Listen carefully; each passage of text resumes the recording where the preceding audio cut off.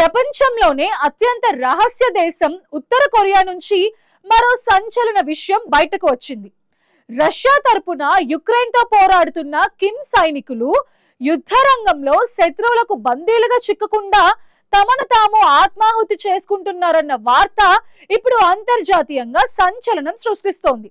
ఈ విషయాన్ని ఉత్తర కొరియా అధ్యక్షుడు కిమ్ జోంగ్ ఉన్ స్వయంగా ధృవీకరించారు.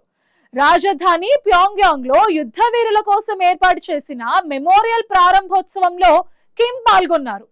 యుద్ధంలో తమ సైనికులు వీరోచితంగా ప్రాణత్యాగం చేస్తున్నారని కొనియాడారు. అసలు యుక్రెయిన్ యుద్ధంలో కిమ్ సైనికులు ఎందుకు బలైపోతున్నారు? రష్యాతో కిమ్ కుదుర్చుకున్న ఆ రహస్య ఒప్పందం ఏంటి? ఈ స్టోరీలో చూద్దాం.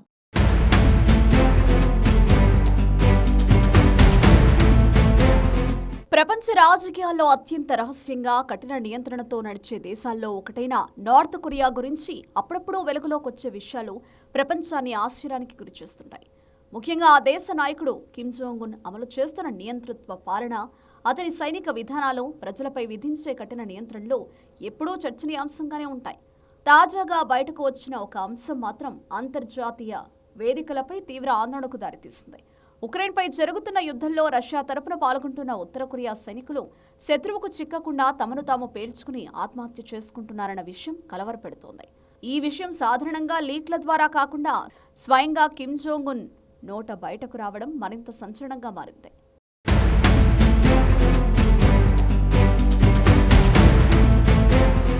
రాజధాని ప్యాంగ్యాంగ్లో యుద్ధంలో మరణించిన సైనికుల స్మారకార్థం ఏర్పాటు చేసిన కార్యక్రమంలో కిమ్ పాల్గొన్నారు. ఈ సందర్భంగా ఆయన చేసిన ప్రకటన ప్రపంచ దేశాలను ఉలిక్కి పడేలా చేశాయి. మన సైనికులు శత్రువుకు చిక్కకుండా విరోచితంగా తమను తాము పేల్చుకుంటున్నారు అని కిమ్ పేర్కొన్నారు. శత్రువు చేతిలో బందీగా మారడం కన్నా ప్రాణాలు తీసుకోవడమే గౌరవంగా భావించేలా సైనికులను సిద్ధం చేస్తున్నారు. అయితే ఈ సమయంలోనే రష్యా, ఉత్తర కొరియా మధ్య కుదిరిన వ్యూహాత్మక ఒప్పందంపై చర్చ మొదలైంది. 2 సంవత్సరాల క్రితం ఈ ఒప్పందం కుదిరిన తర్వాత ఏ దేశంపై దాడి జరిగినా మరొకటి వెంటనే సైనిక సహాయం అందించాలనే నిబంధన అమల్లోకి వచ్చింది. ఈ నేపథ్యంలో రష్యా ఉక్రెయిన్ యుద్ధంలో ఉత్తర కొరియా ప్రత్యక్షంగా లేకపోయినా పరోక్షంగా భాగస్వామిగా మారింది. దక్షిణ కొరియా పాశ్చాత్య నిఘా సంస్థల అంచనాల ప్రకారం ఉత్తర కొరియా సుమారు 10,000 మంది సైనికులను రష్యాకు పంపినట్లు తెలుస్తోంది. ఈ సైనికులు యుద్ధరంగంలో తీవ్ర ఇబ్బందులు ఎదుర్కొంటున్నారు. ముఖ్యంగా భాష రాకపోవడంతో కిమ్ సైన్యానికి తిప్పలు తప్పడం లేదు.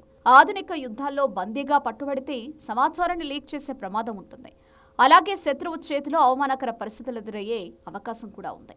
ఈ నేపథ్యంలోనే ఉత్తర కొరియా సైనికులకు ప్రత్యేక శిక్షణ ఇచ్చి బందీగా మారకూడదు, అవసరమైతే ప్రాణత్యాగం చేయాలి అనే సిద్ధాంతాన్ని బలంగా నోరిపోస్తున్నట్లు విశ్లేషకులు చెబుతున్నారు.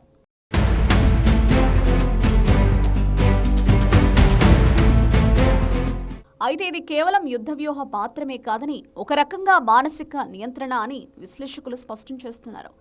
ఉత్తర కొరియాలో ప్రభుత్వ ప్రజలపై మాత్రమే కాకుండా సైనికులపై కూడా పూర్తి ఆధిపత్యాన్ని కొనసాగిస్తుంది. దేశానికి, నాయకుడికి పూర్తి విధేయత చూపించాలనే భావనను చిన్నప్పటి నుంచే పెంచుతుంది.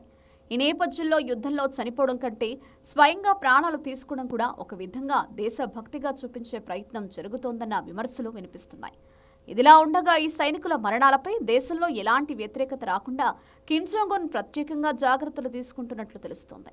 గతంలో ప్యాంగాంగ్లో జరిగిన ఒక కార్యక్రమంలో యుద్ధంలో మరణించిన సైనికుల చిత్రాలను ప్రదర్శించడం, వారి మృతదేహాలపై స్వయంగా నివాళులర్పించడం, ఇవన్నీ ప్రజల్లో భావోద్వేగాన్ని రేకెత్తించే ప్రయత్నాలే.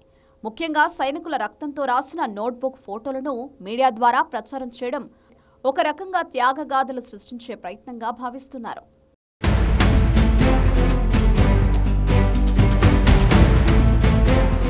మొదట్లో ఉత్తర కొరియా తన సైనికులు యుద్ధంలో పాల్గొనడం లేదని ఖండించింది. కానీ తర్వాత కిమ్ భావోద్వేగానికి గురైన దృశ్యాలు బయటకు రావడంతో ఆ వాదన పూర్తిగా కూలిపోయింది.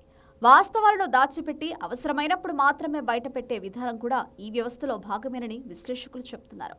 వేల సంఖ్యలో యువకులు యుద్ధంలో చనిపోతుంటే ఏ దేశంలోనైనా ప్రజల్లో ఆగ్రహం వ్యక్తమవుతుంది. కానీ నియంత కిమ్ దాన్ని అణిచివేయడానికి దేశభక్తిని వాడుకుంటున్నారు.